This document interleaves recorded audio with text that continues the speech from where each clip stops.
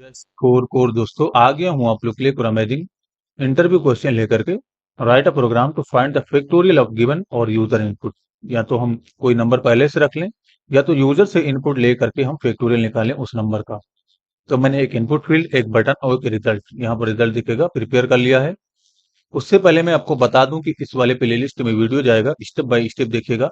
काफी अमेजिंग और काफी बेहतरीन प्लेलिस्ट है। इस प्लेलिस्ट के हेल्प से आप अपनी लॉजिक को इम्प्रूव कर पाएंगे और बहुत सारे इंटरव्यू से रिलेटेड क्वेश्चन को भी सॉल्व कर पाएंगे। ठीक है, अगर अभी तक आपने हमारे चैनल को सब्सक्राइब नहीं किया है तो यहाँ पर क्लिक करके सब्सक्राइब करिए और बेल आइकन को भी हिट करिए ताकि सभी तरीके का नोटिफिकेशन आपको मिलता रहे। ज्वाइन बटन पे क्लिक करके आप हमें सपोर्ट करने के लिए इनमें से कोई भी प्लान चूज करिए, क्योंकि अभी जो आवश्यकता है वो सपोर्ट की आवश्यकता है। आप लोग सपोर्ट जरूर करें ताकि मैं बना रहूं इस फील्ड में। चलिए जरा हम इस क्वेश्चन को सॉल्व करेंगे। तो सबसे पहले आपको समझना होगा कि फैक्टोरियल नंबर क्या होते हैं, फैक्टोरियल कैसे निकलता है, वो चीज आपको समझना होगा। तो सपोज करो यूजर ने अगर 10 इनपुट किया है, ठीक है, तो 10 इंटू 9 इंटू 8 इंटू 7, इस तरीके से मैं यहाँ पर आपको लिख के दिखाता हूँ क्या है। जैसे यूजर ने अगर 10 इनपुट किया, ठीक है, तो 10 मतलब 10 into 9 into 8 into 7 into 6 into 5 into 4 into 2 into 3 into 2 into 1, ये होना चाहिए। यानी कि 10 इंटू 9, फिर जो भी नंबर आया है उससे 8 से मल्टीप्लाई, फिर जो भी वैल्यू आया उससे 7 से मल्टीप्लाई, फिर जो भी वैल्यू आया उससे 6 से मल्टीप्लाई। समझ में आ जाएगा जब हम काम करना स्टार्ट करेंगे। सबसे पहले आपको H1 के अंदर क्वेश्चन लिख लेना है। उसके बाद एक इनपुट फील्ड बना लेना है जिसका टाइप नंबर होगा। दो बार ब्रेक टेक का यूज करेंगे, फिर बटन बना लेंगे। ठीक है, और उसके बाद हम जो है यहाँ पर रिजल्ट, यानी कि इसमें रिजल्ट शो करने वाले हैं, इसलिए H2 या H1 जो भी लेना है वो ले लीजिए। ठीक है, test dot C S S में ये छोटा सा कोड है, अगर आप इसको देख लेते हो, जैसे मैंने नोटिस करी इसको दिखा दिया। फिर इनपुट फील्ड को डिजाइन करने के लिए ये कोड है और बटन को डिजाइन करने के लिए ये कोड है। ठीक है, तो आप देख करके कर लेंगे तो सेम आपका ऐसे ही डिजाइन आपका भी बन जाएगा। अब हम इसको सॉल्व करेंगे। तो मैंने सबसे पहले क्या किया है, स्क्रिप्ट टेग को इनेबल कर लिया है। इस स्क्रिप्ट टेग के अंदर सबसे पहले मैंने बटन सेलेक्ट कर लिया है, इनपुट फील्ड सेलेक्ट कर लिया है, H2 को सिलेक्ट कर लिया है। बटन पे क्लिक करते ही काम होना चाहिए। तो ये जो BTN है वेरिएबल हमारा, इस पे हम ऑन क्लिक इवेंट को डिफाइन करेंगे, कॉलबैक फंक्शन का डिफिनेशन करेंगे इस तरीके से।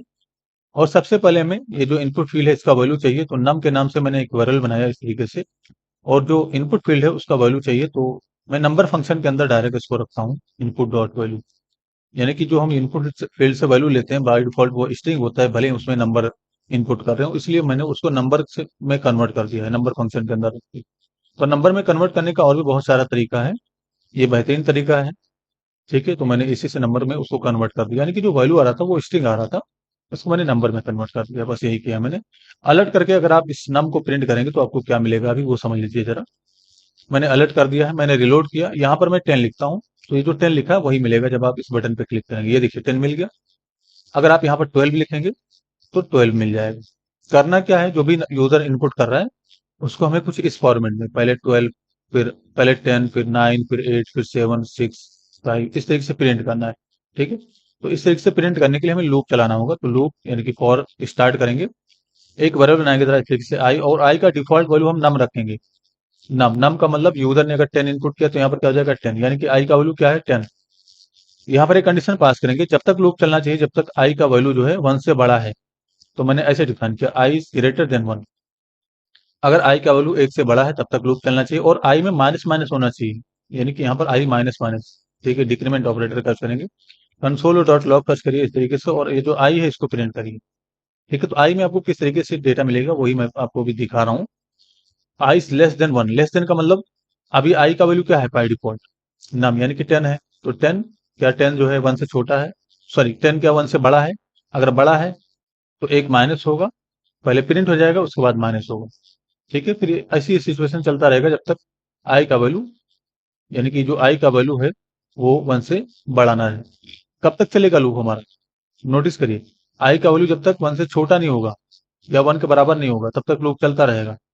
हम क्योंकि हमने कंडीशन क्या डिफाइन कर रखा है कि आई का वैल्यू अगर ग्रेटर देन 1 है तब तक लूप चलना चाहिए, और आई माइनस माइनस यहाँ पर करना है, ध्यान रहे। मैंने इसको जो है रिलोड कर दिया। इंस्पेक्ट करके अगर आप कंसोल में जाएंगे तो देखिए, जब आप यहाँ पर इनपुट करेंगे, जैसे मैंने 10 इनपुट किया और यहाँ पर क्लिक करूंगा ना गेट फैक्टोरियल वाले बटन पे, तो देखिए 10 आया, 9 आया, 8 आया, 7 आया, 6 आया, कब तक आया 2 तक आया, क्योंकि हमें 1 से बड़ा ही चाहिए। यानी कि हमने जो कंडीशन पास किया उसके अकॉर्डिंग 2 तक आएगा, क्योंकि हमने यहाँ पर कंडीशन क्या लिखा है, 1 से बड़ा, 1 से बड़ा क्या 2, उसके बाद 1 आएगा तो 1 बराबर हो जा रहा है। तो हमें 1 भी चाहिए, यहाँ पर देखिए 1 भी चाहिए, तो यहाँ पर हम इक्वल टू लगाएंगे, लेस देन इक्वल टू, ताकि 1 भी हमें मिले। अभी तक क्या मिल रहा है, सिर्फ 2 मिल रहा है, यानी कि 10 से लेकर के 2 तक वैल्यू मिल रहा है, हमें 1 भी चाहिए, इसलिए मैंने वहां पर less than equal to define किया। अभी अगर आप क्लिक करेंगे तो देखिए पहले 10 8 9 8 7 6 5 4 3 2 1, 1 तक वैल्यू मिल गया, हमें जीरो नहीं चाहिए। अगर आपको जीरो भी चाहिए होगा तो यहाँ पर आप क्या करेंगे, ग्रेटर देन या इक्वल टू जीरो ऐसे डिफाइन करेंगे, तो अभी आपको जीरो भी मिलेगा, बट जीरो नहीं चाहिए हमें। अगर मैंने यहाँ पर लिखा तो जीरो भी हमें मिल जाएगा, ये लेकिन जीरो नहीं चाहिए, हमें क्या चाहिए, 1 तक चाहिए। तो हमने कंडीशन पास किया 1 से बड़ा हो या बराबर हो, और माइनस माइनस। अब हमें क्या करना है, फैक्टोरियल निकालना है। तो देखिए सबसे पहले आपको इसको मल्टीप्लाई करना है, लेकिन ऐसे मल्टीप्लाई करना है कि इसमें कोई चेंजेस ना हो। जैसे पहली बार अगर 10 आया तो 10 को हमें ऐसे नंबर से मल्टीप्लाई करना है कि उसमें कोई चेंजेस ना हो। जैसे अगर हम 10 को 1 से मल्टीप्लाई कर दें तो इसका वैल्यू क्या आएगा, 10 ही आएगा। 10 इंटू 1 10, इसका मतलब हमें ये जो पहली बार नंबर आ रहा है उसको ऐसे नंबर से मल्टीप्लाई करना है जिसमें जिसकी वजह से इसमें कोई फर्क ना पड़े। तो एक वेरिएबल बनाइएगा तरह तरीके से रिजल्ट के नाम से, और डिफॉल्ट वैल्यू इसका 1 रखिएगा, डिफॉल्ट वैल्यू 1 रखेंगे, और इसी रिजल्ट में हम अपडेट करेंगे। तो रिजल्ट इक्वल टू, यानी कि result equal to result into into I, result into I. Result में अभी क्या है, 1 है, और आई में पहली बार क्या आएगा, सपोज तो यूजर ने 10 इनपुट किया तो आई में क्या आ जाएगा, 10। तो 1 इंटू 10, यानी कि यहाँ पर क्या आ जाएगा, 10। ठीक है, अब दोबारा जब आई लूप चलेगा तो आई में क्या हो गया, 9, क्योंकि माइनस माइनस आपने लगा रखा है, तो 9, और यहाँ पर क्या हो चुका है अब 10।